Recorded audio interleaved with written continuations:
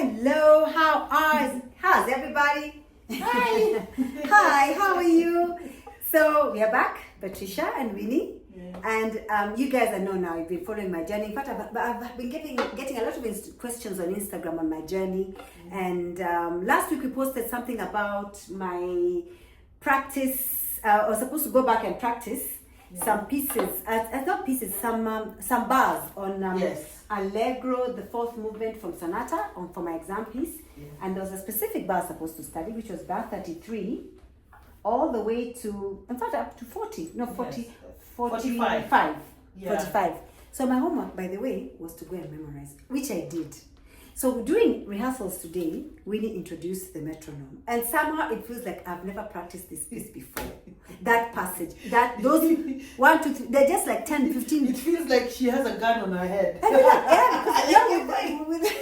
Because you can't stop the time. Yes. And the bottom line here is that time is the msema kweli, for those who know Kiswahili. Like, it's the one that says the truth. Yes. If you can't keep time in music, then there's no music. Yeah. And that's now where the pressure is, that we have to learn how to put ourselves in that box of time. Like, we've learned the notes, but are we really playing in time? And I think that's the challenge for today. Yeah, Get over that. I think I'm gonna play my metronome, right? Yeah, you play your metronome, because I need to learn. To keep time. I need to learn to keep time. And for me, that is my greatest challenge. Ever since I started class with Winnie, that is what we keep going back and forth on. Yeah, keep time. But it's getting better. Keep your time. But I think I am getting better. Yeah. But of course, even this is good because it keeps me. And by the way, you guys, I have already 2 books here. Grade 8 pieces are very, very long. Yeah. So I have 2 pieces so that I don't have to keep on page turning. So we're going to go from the beginning. So this is Allegro, 4th movement from Sonata. The A1 piece of the violin exams, the A1 piece. So bars 1 to 60. Yes, we're going 1 up to 60. And yes. we're using a metronome time of 80 for the crochet. 80 for the crochet. And actually, this is how fast it's supposed to be. Allegro means fast and lively. So eventually, we're looking forward to at least increasing the speed, like almost triple. Yeah, because 48 for the quaver. For the quaver. 48 for the dotted crochet, which compiles the 3 quaver beats in one, is 48 times 3. So it's like, okay, let's say 50 times 3 is like 150. So the speed is supposed to be ideally 150. We have to go up to 150. And we're now at 80. So you see, it's half the speed. It's exactly half the speed, yeah. So it's not too bad. Yeah, it's not bad. It's not if bad. you get it to at least 120, eventually now we'll be good enough. Yeah. Okay, so you want to try? Yes. 1, 2, 3.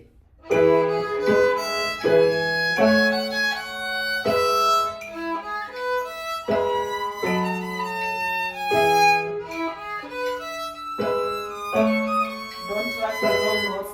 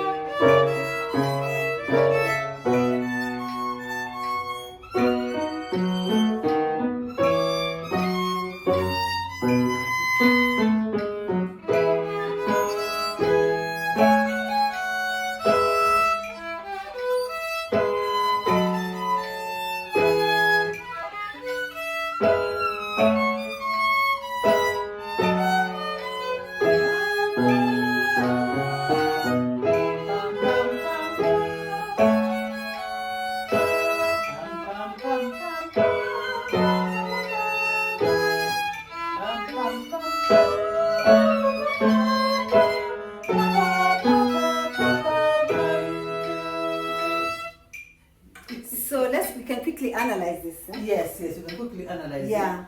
Yeah. So, did I rush during? Yes, I you know did. there was a lot You of. started very well, And then- but quickly panic started setting in. Yeah, And panic. That's if my. you're trying to create to place your rhythms right in time, Then you can't allow really have to just allow the time to rule. You can't be thinking about which notes you are off. Exactly. So and that's one of the greatest tricks, Yeah. one of the tricks about also being better at your notes, because you've gone through this quite a bit, Yeah. is always being a bar ahead in your mind. Yeah, that's the paradox. You have to be a bar ahead all the time, but at the same time not losing sight of the fact that you're counting, you're playing in time. Yeah. And there's this bit that is governing how you manipulate your notes. And so what tends to go away very fast are the long notes. So you keep losing the time on the long notes. For example. So you cut them short. So when you're going, because of the trill, so you're going da da da da da, that note before you go da da da. Oh, I see. So what you do, you are anticipating, you are over anticipating the ornaments. Okay. So. And because you are over anticipating the ornaments, you're thinking you're too ahead in your play. Yeah. You're supposed to be ahead in your mind, like I need to know what I'm going to play next. Yeah. But you have to make sure that you work to that next in time. So you can't bring it too early, Yeah, so give the values of the long notes their full value. You are anticipating the ornaments. And then now the part that you memorized by 33. Yeah. I think you lost because you see I lost most of that. Yeah, the notes there. Yeah. The tonality of the accidentals that bring. So once you lose that pattern and you have it, so I would have preferred at that point you play without over focusing on the music. So second guessing yourself. Because you see, you've tried to memorize, so there's a way if you try to memorize now, your focus is looking at your fingers in terms of how the fingers are moving to the right position of the strings. Yeah. And for violinists, that's important because, as we said, you don't have frets and all that. Yeah. That is why also we try to memorize so that you're not being distracted by the music, especially in difficult sections. Okay. You know what I'm saying? Yeah. So you have to get out of the music from that point and try to remember the notes while you're still playing in time. So that's the challenge there. That don't read because you have time. Don't read it again. Yes. Yeah, play from memory. Yeah. So that you're focusing on your intonation. Okay. Yeah. That's the trick. Yeah. You've got to isolate things. Yeah, that's how. Yes. That's how I should have played that. Yes. Of Not memory. reading. But what happens is I can't remember. No, but that's the reason why we are memorizing in the first place.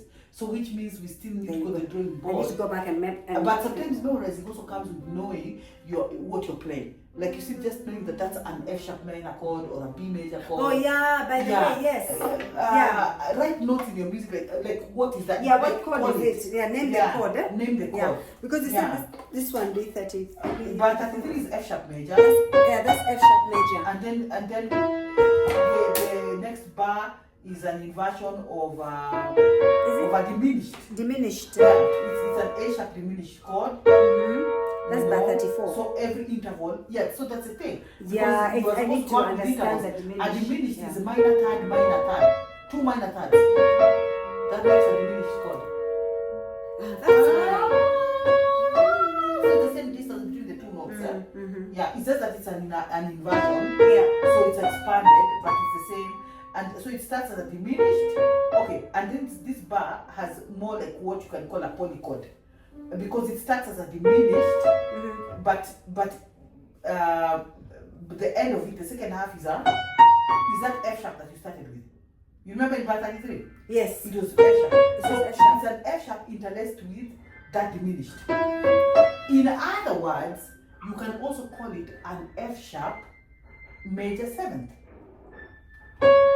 So an F sharp 7th.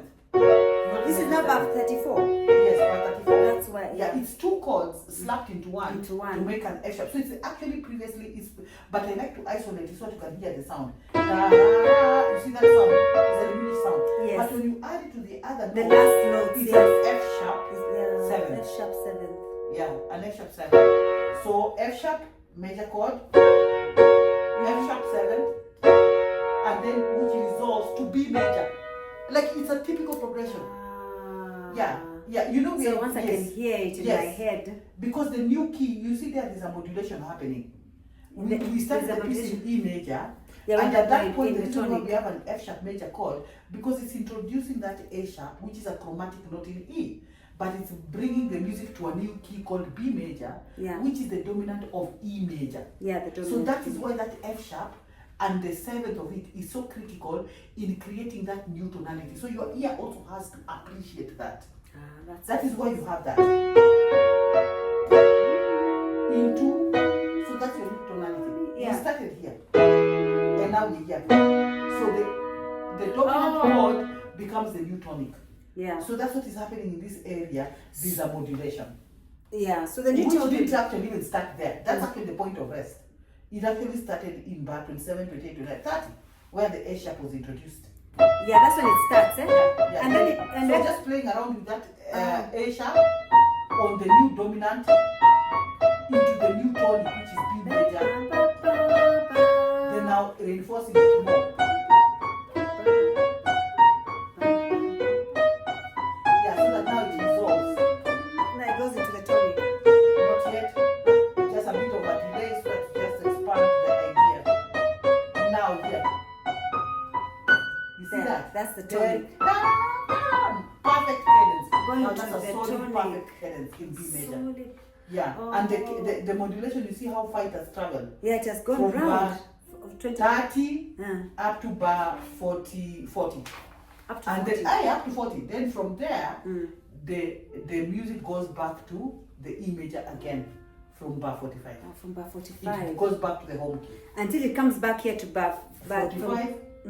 Now from bar 45 all the way to 60 to the way to 60. Then it goes into a different key. Yes, then something else happens now from there. Okay. It's a different section. So you guys have learned something along with me about how this progression has So you have to understand. And now that will help me play the piece better now because I'm understanding how the piece is modulating. Yeah, how the story is being told. How the story is being told. That's a better way to say it. So there you go, guys. So I'll close this video. It's 12 minutes long, but it was well worth it. I've learned so much. I've learned so much as well. Yeah. So thank you and see you in the next video. We're just going to continue working. I think we'll do a few more bars for me to practice. Then I'll go back again during the week and work again with a more broader mind. Yes, exactly. All right then. Cheers. Goodbye. See you soon. Bye. All right then.